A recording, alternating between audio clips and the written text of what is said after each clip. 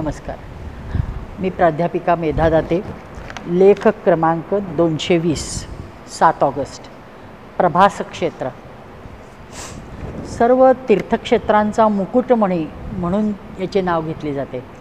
हे गिरनार, सोरटी सोमनाथ, वेरावळ अशी सर्व क्षेत्रे हाकेच्या अंतरावर आहेत. असं क्षेत्र श्री गुरु दत्तात्रेय, भगवान परशुराम, भगवान श्रीकृष्ण, सूर्यनारायण, चंद्रदेव, याज्ञवल्क्य ऋषी असे सर्वांचे विशेष जिव्हाळ्याचे स्थान. वेरावळ गुजरात प्रांतात हे येते. प्रभास पटण असे त्याला नाव आहे. हे सोमनाथ मंदिर चंद्रदेवांनी स्वतः वसवले. देवाने वसवले म्हणून त्याला देवपटण, पाटण असे म्हणले जायचे. नंतर प्रभास पाटण झाले. प्रजापतीच्या 27 नक्षत्र कन्यांचे लग्न सोमराज इंद्राशी झाले. सगळ्यांशी छान एकसारखे वाग असे सांगितले होते, पण तो फक्त पत्नीचा दर्जा रोहिणीला द्यायचा.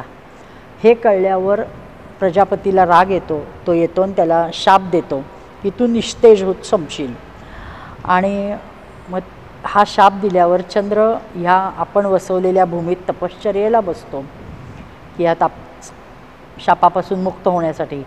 पण बाकी सगळ्या कन्या मग इकडं जाऊन प्रजापतीला मागं लागतात की असा काहीतरी शाप देऊ नको, आमचा नवरा आमच्या डोळ्यासमोर होते, तो क्षीण व्हायला नको. म्हटल्यावर प्रजापती त्याला सांगतो की एकदा सरस्वती नदी समुद्राला जिथे मिळते तिथे तू स्नान कर, शिवपूजा करा आणि मग तू त्या शापाचा प्रभाव कमी होईल. आणि तिथं त्याला प्रभा प्राप्त झाली म्हणून ते प्रभास पाटण किंवा प्रभास क्षेत्र झाले.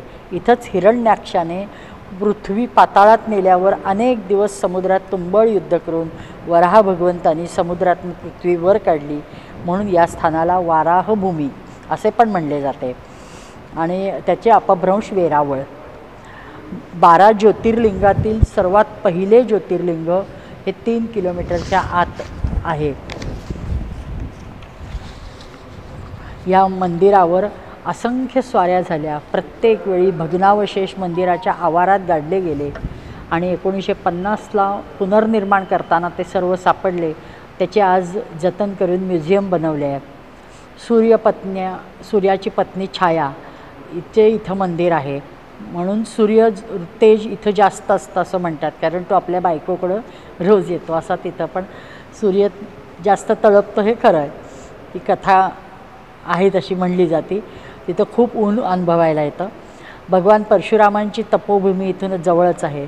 त्यांच्या इष्टदेवतेचे ठिकाण म्हणून त्यांचा इथे सदैव राबता असतो. जरा नावाच्या भिल्लाचा हरिण समजून मारलेला बाण भगवान श्रीकृष्णांना इथंच लागला आहे.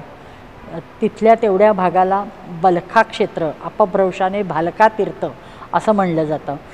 सरस्वती, कपिला, हिरण या 3 नद्यांचा त्रिवेणी संगम आहे. पुढे त्या समुद्राला मिळतात. बलरामजींनी आपले मर्त्य शरीर त्यागून मूळ रूप धारण करून इथूनच सहस्त्रफण्यांचा अनंतनाग होत समुद्रात प्रवेश केला आहे. ह्याच भूमीत बसून याज्ञवल्क्य ऋषींनी तप केले. सूर्यनारायण त्यांना प्रसन्न झाले आणि तिथंच यजुर्वेद त्यांना प्राप्त झाला आहे.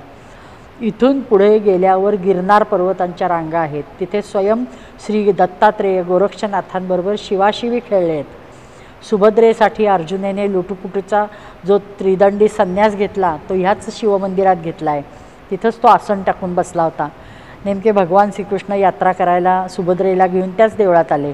असे अनेक कारणांनी त्या प्रसंगी महत्त्व प्राप्त झालेला हा परिसर ह्या अवतारात पण श्रीजींनी त्याचे महत्त्व अबाधित ठेवले, किंबहुना थोडे वाढवलेच.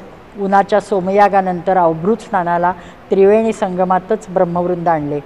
श्रीजींच्या सप्ततीर्थातील हे एक तीर्थ आहे. इथेच म्हणजे व्याहृती होम करून आम्ही सर्वजण 12 जणी इथं आलो होतो. व्याहृती होम केला. सप्तश्लोकी त्रिसत्य शरणागती पठण केले. प्रत्यक्ष श्रीकृष्णाने यत्र प्रद्यक् सरस्वती म्हणून ज्याचे स्थान वर्णिले आहे अशा स्थानी आम्ही व्यवस्थित आमची पण यात्रा तिथं संपन्न केली. धन्य तीर्थस्थान आणि धन्य बहुआयामी स्थान.